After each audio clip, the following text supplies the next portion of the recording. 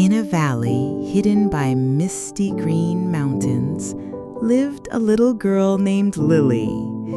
She loved to draw and dream, but more than anything, she wanted a friend who understood her quiet ways. The other children loved to play loud games of tag and hide and seek, but Lily preferred to sit by the whispering river and sketch the colorful birds. One evening, as the sun dipped below the hills, Lily noticed a strange sight. A single golden spark of light was dancing in the air. It wasn't like a firefly. It was bigger, and it left a shimmering trail of warmth. It zipped and looped and then settled gently on a smooth river stone. As Lily watched in awe, the spark grew, and before her very eyes, it transformed into a tiny dragon, no bigger than her hand. Its scales were the color of warm embers, and its eyes glowed with a soft, friendly light. "Hello," the little dragon squeaked, a wisp of smoke curling from its nose. "I'm Ember. I've been waiting for you."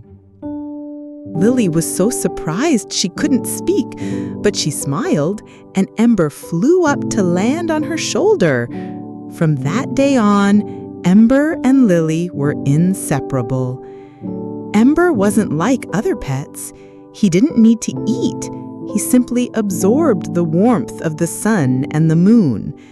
He didn't have a big dragon roar.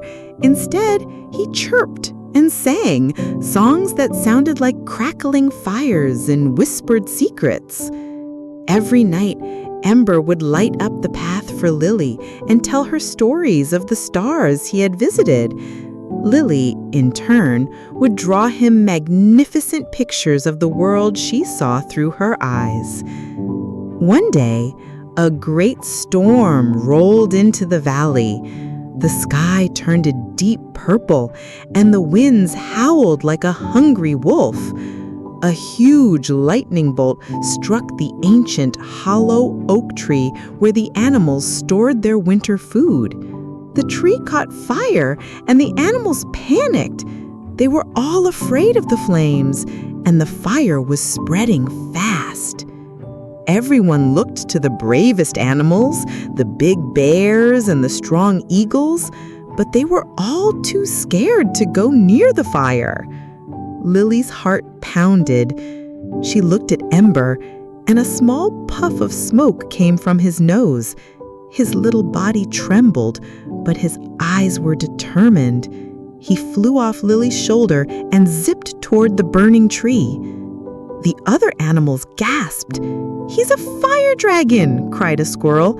"He'll make it worse!" But Ember didn't add to the fire. He flew in a tight circle around the tree, singing a low, magical tune. As he sang, his golden light grew brighter and brighter. The fire around the tree began to shrink, pulled into Ember's light. The flames twisted and danced, but they were no longer a threat. They were becoming part of Ember's beautiful song.